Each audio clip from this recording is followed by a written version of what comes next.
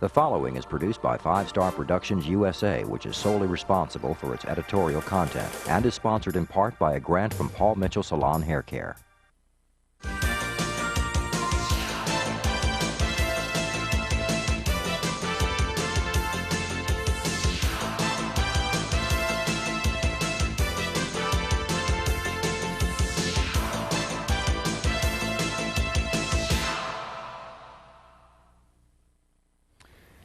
Our nation's wetlands, bogs, swamps, and marshes that nurture wildlife and offer protection from flooding and erosion have long been disappearing.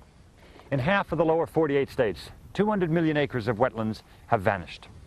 Each year, another 300,000 to 450,000 acres are lost. Protecting these fragile lands is essential for the survival of all species. I'm Ed Begley, Jr. Join me from the Florida Everglades on today's Environment as we seek out solutions to our environmental problems. Today, City Council reducing air pollutants by 80%. Educational programs.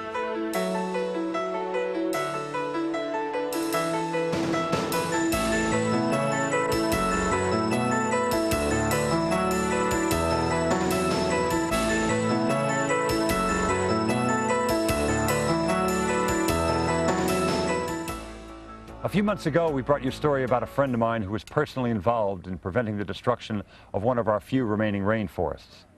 Today, we'd like to show you another story about the same man and his support for a group of people whose love of our land and its environment is deeply rooted in their rich culture. Let's take a look.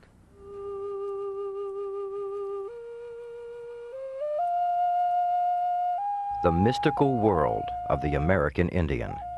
Civilizations like these are a piece of current-day history and are becoming an increasingly rare and privileged sight. About 2% of the United States is dedicated to Indian reservations. To the Hopi and Navajo Indians, the northern Arizona land envelops their spirituality, while the tribes and earth flourish from one another's existence. These tribes have lived in the big mountain area since the 13th century, thriving off the land and nurturing it in return for its generosity. John Paul DeJoria, the co-founder and chief executive officer of John Paul Mitchell Systems, is fully involved in the effort to preserve this part of America's natural heritage. He's taken his savvy for selling hair products and is selling influential friends on joining his effort to help the tribe stay on their land and protect it from being taken for industrial uses. Almost 1,000 Hopi and Navajo Indians live on this reservation, where fresh water is scarce and grazing pastures are currently threatened by land development.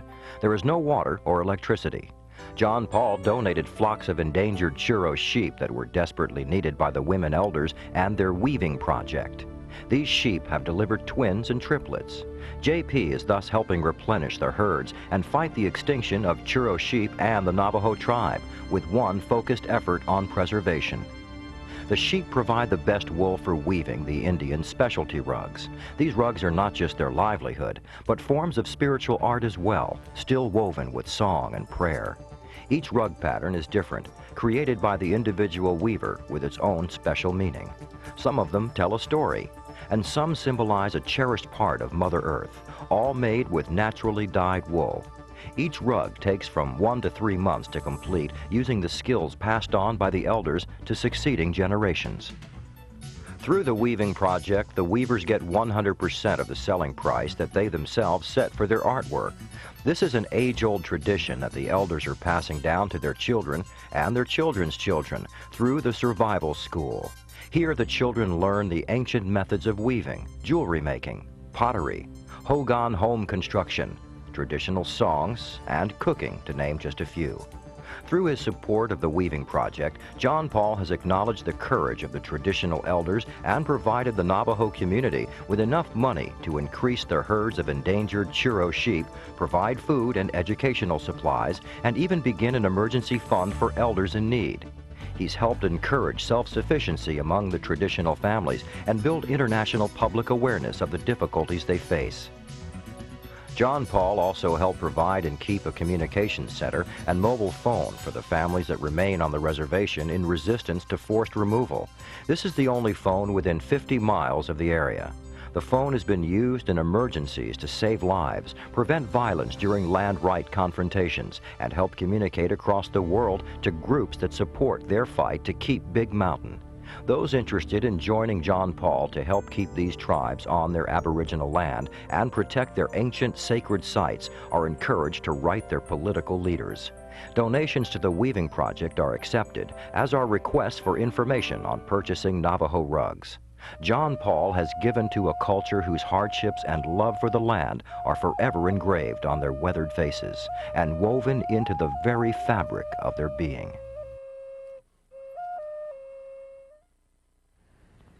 The Nature Conservancy, a non-profit group, acts to preserve ecosystems like the Florida Everglades and the rare species and wildlife communities they shelter. Having acquired and protected more than 6.5 million acres of threatened habitat and managing more than 1,300 preserves throughout the world, they are the largest private nature sanctuary system in the world. Coming up is another contribution to an environmental problem.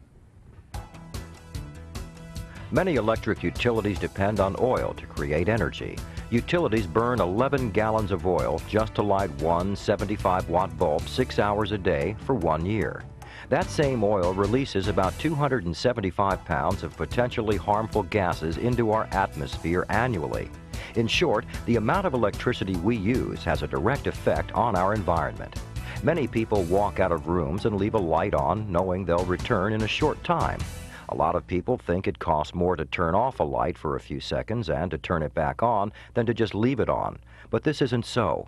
An analogy might be comparing electricity to running water. When it's on, it's on. When it's off, it's off.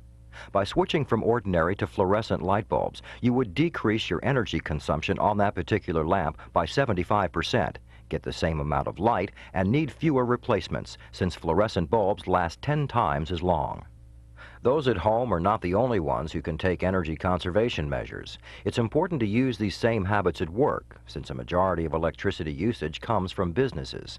Each year, companies across the U.S. waste more than $4 billion worth of electricity by leaving office machines and lighting on when not in use. As much as half of this equipment is left on all night, even all weekend. A basic PC setup draws about 180 watts when on, but not in use. By turning off your computer at night and on weekends, you're saving 5,900 hours of running time a year. The yearly emissions saved from the fuel needed to generate that energy is 1,800 pounds of carbon dioxide, a gas thought to contribute to global warming and a number of other environmentally concerning substances. With a simple flick of the switch, you're helping to save our planet. About 70% of all the electricity in New York City is used by companies big and small. Consolidated Edison Company is getting its conservation message across to its New York customers with its Enlightened energy program. This campaign helped customers cut back on 200 million kilowatt hours in 1991, which is the equivalent of about 340,000 barrels of oil, along with their emissions. The incentives to conserve stemmed in part from $26 million in rebates to commercial users who installed high-energy efficient lighting, air conditioning, electric motors, and other industrial equipment. Con Edison also sold more than 500,000 compact fluorescent bulbs to residential customers at significant discounts. The goal of Con Edison's plan is to help preserve our environment, reduce the region's dependence on imported oil, help keep the cost of electricity down, and help secure a reliable future power supply, all without sacrificing the comfort customers expect. In the United States, more than 150,000 miles of abandoned railroad tracks are available for conversion to the Rails for Trails program. These tracks offer undisturbed sanctuary for wildlife and scenic trails for hikers. 35 states have converted over 3,000 miles to trails already. Here's another environmental success story.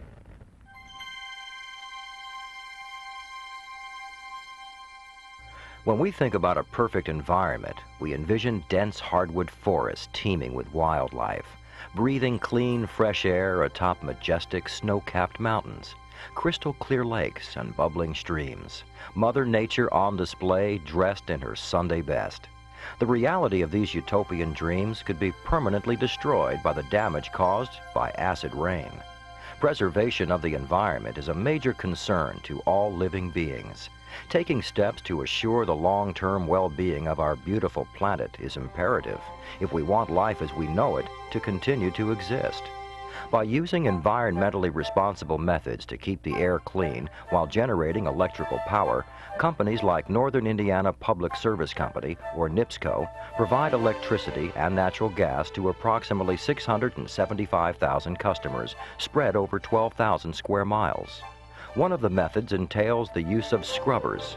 Just days before America celebrated Earth Day in April of 1990, ground was broken to begin the construction of a flue gas desulfurization system, also known as a scrubber, at the Bailey Generating Station near Chesterton, Indiana. Scrubbers effectively remove sulfur dioxide released into the air by electric generating plants using coal as their main fuel source. In August of 1992, Lieutenant Governor Frank O'Bannon, along with representatives from the Department of Energy, were on hand to dedicate the newly constructed Bailey scrubber. Scrubbers are also an important weapon in the war on acid rain. Sulfuric acid, a product of sulfur dioxide reactions, is a component of acid rain. The Bailey scrubber can remove up to 95% of the sulfur dioxide gases created by the combustion of high sulfur coal. This removal rate is significant since these gases have been linked to the formation of acid rain. A byproduct of the sulfur dioxide waste produced by this scrubber is gypsum, which is used to manufacture wallboard products for construction. Another way NIPSCO assures the quality of the air is to burn cleaner fuel in their vehicles. Programs designed to convert service vehicles from gasoline to natural gas power are positive steps in providing the planet with cleaner air. By converting vehicles to use natural gas as an alternative fuel, users can save 35 to 40% on their fuel bills alone. Natural gas is emerging as one of the leading environmental and economic alternative fuels. Using natural gas in vehicles can help meet the country's energy needs and help to decrease our dependence on foreign oil. Since natural gas burns cleaner, maintenance becomes less frequent, thus lowering overall operating costs. But the biggest advantage of using natural gas to power vehicles is to the environment. It lowers exhaust emissions and burns cleaner than gasoline because it has almost no ozone-producing components. The installation of the Bailey scrubber made Northern Indiana Public Service Company the first coal-fired utility company in the nation to be in compliance with the sulfur dioxide emission guidelines mandated by the Clean Air Act of 1990. And by encouraging the conversion of vehicles to cleaner burning natural gas, they're satisfying their customers' energy needs while taking steps to preserve and protect the environment.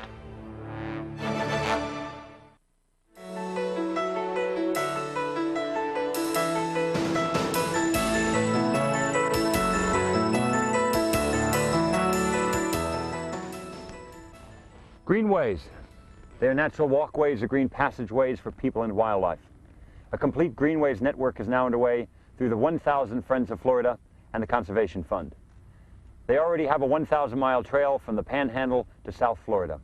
Here is how another issue is being addressed. The noise of a lawnmower as it cuts grass is a familiar sound all across America. It means that residential neighborhoods are being beautified, as well as businesses and municipalities. There are also sounds that tell us shrubs and plants are being trimmed and pruned to produce sights that please the eye, and unwanted leaves are raked and removed, resulting in an acceptable, neat appearance, often with spectacular results. But there is a price that must be paid for all this splendor. Leaves, grass, and hedge trimmings, or as they're called, yard waste, are a major contributor to our landfill problems across the country.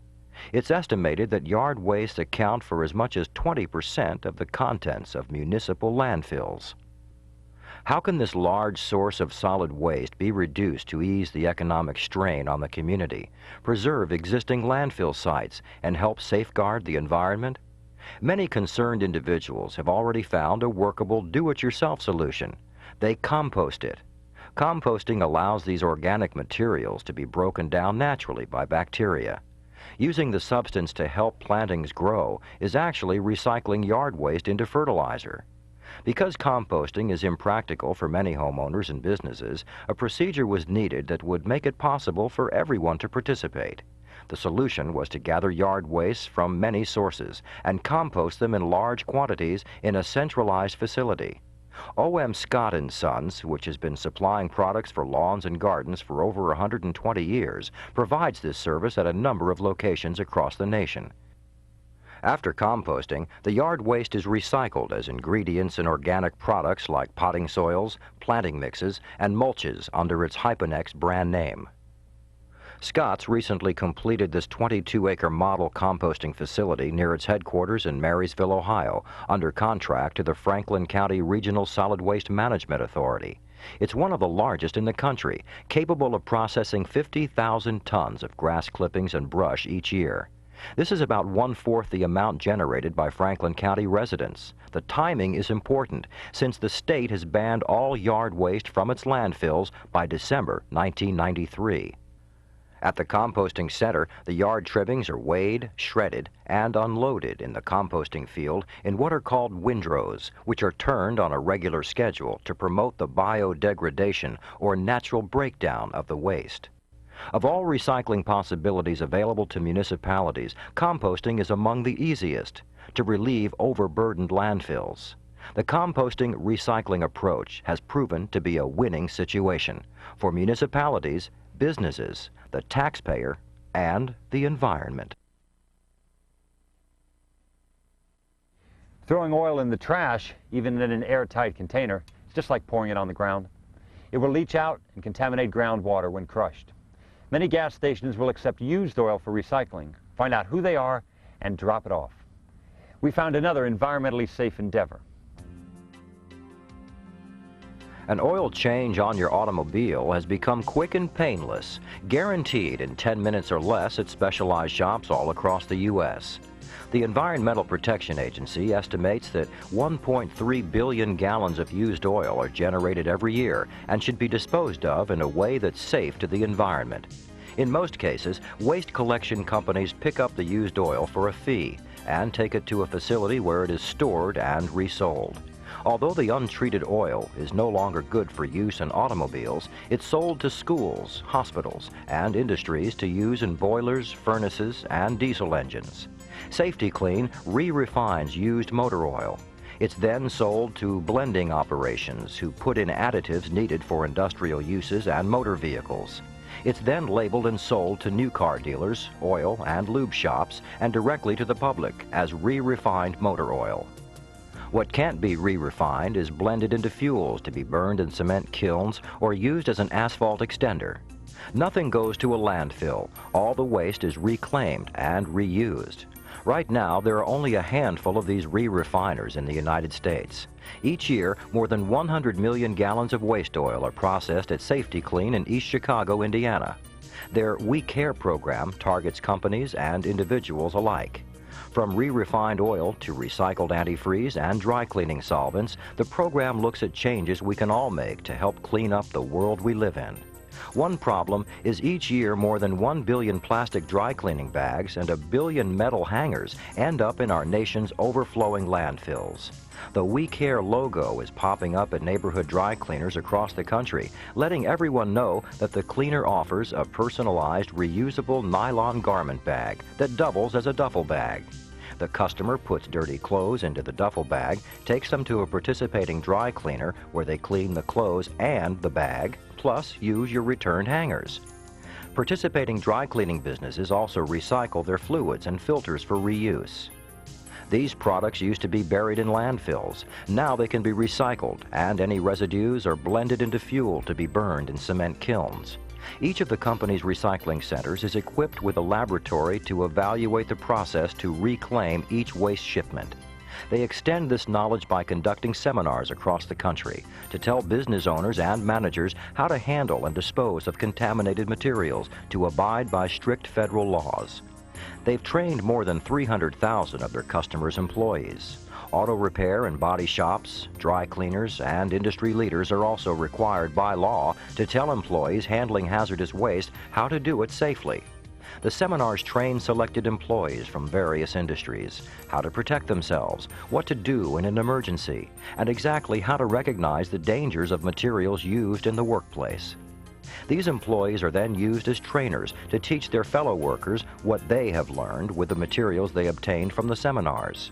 Slowly but surely, businesses, large and small, are making environmental awareness a part of their policy. These measures, teamed with a genuine concern from individual workers, is imperative in creating a waste not, want not society. Worldwide energy efficiency improvements in the next 20 years could reduce the amount of carbon dioxide released into the atmosphere by 3 billion tons a year. Carbon dioxide is a major contributor to acid rain, which severely affects our lakes, streams, and oceans. Here's another environment-saving program. Anyone who's ever tried to drill a hole in metal knows that you need lubricating oil to keep the drill bit cool. The same thing holds true in the metalworking industry, where large amounts of metal are drilled, cut, and shaped. Soluble oil coolants are needed to lubricate and cool the cutting edge of a tool and the metal parts. But along with the benefits, there are some substantial drawbacks with these lubricants. First, those used most often have a mineral oil base, which is potentially harmful to the environment. Second, because so much of the lubricant must be used, a sump is needed to collect the spent oils, and it has to be carefully maintained to prevent contamination. Also, disposing of the oil-based substance is not only costly, but poses a threat to the environment. Another drawback to these coolants is the formation of an oily mist during their use, which requires a great deal of care and cleanup. One way the problem may be solved is to use a lubricant that contains environmentally safe ingredients. One such product, AccuLube from ITW Fluid Products of Norcross, Georgia, is made entirely from environmentally safe vegetable-based ingredients. It's as effective as mineral-based coolants, but contains no potentially harmful substances. And unlike the mineral-based coolants, where a great deal of the product is required, the vegetable-based lubricant needs only a minute amount. It's applied with a special dispensing system, just before the cutting edge comes in contact with the workpiece. So little of the fluid is used, and most of it is consumed during cutting, and no spray or mist is released, which produces a cleaner, safer plant environment. As a result, no sumps or other elaborate drainage systems are needed, and disposal problems are eliminated. Heat buildup is dramatically reduced during operation, which allows both the tool and workpiece to remain at room temperature and increases tool life. Another problem in metalworking comes from tapping fluids, which are used to lubricate and cool handheld work where threads are being drilled. At one time, most of the popular tapping fluids contained 1,1,1-trichloroethane, which has been found to pollute groundwater systems and contribute significantly to the depletion of the Earth's ozone layer. It's scheduled to be banned completely by international agreement by the year 2002. In 1985, a substitute was developed as an alternate to tapping fluids containing 1,1,1-trichloroethane. This water-based product, SafeTap, also contains no solvents or chlorine. It has no petroleum oils, which are hazardous to health when they become airborne. Substances as these are necessary to extend the life of cutting tools that are subjected to heat, stress, and friction during normal operation. By utilizing today's new technology, metalworking and manufacturing processes can be performed while saving wear on equipment, protecting employees, and safeguarding the environment. Today, species of plants, trees, and animals become extinct at 25,000 times the natural rate. Destroying one plant can mean the loss of as many as 30 animals or insects. The best way to save a species is to protect its habitat. If this is preserved, the animals and plants within it will save themselves.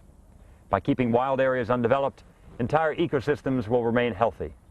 Keeping them flourishing keeps our planet healthy and preserves the habitat we are dependent on. I'm Ed Begley, Jr. Join me next week as we explore more environmental solutions on Today's Environment.